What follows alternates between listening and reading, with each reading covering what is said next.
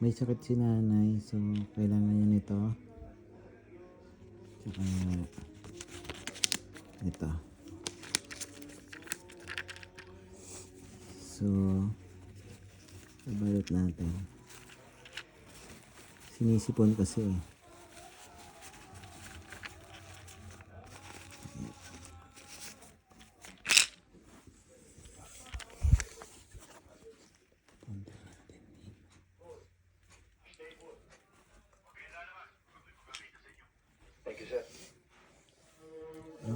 Thanks. Sigurado magaling na kayo nan.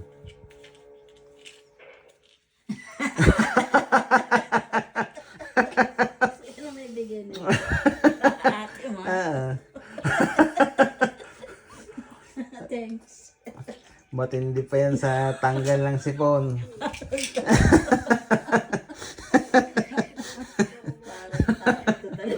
Oh, ito pa tubig. Oh. Aba, may gamot na, may 20 pa. Sangka pa. Thanks a lot.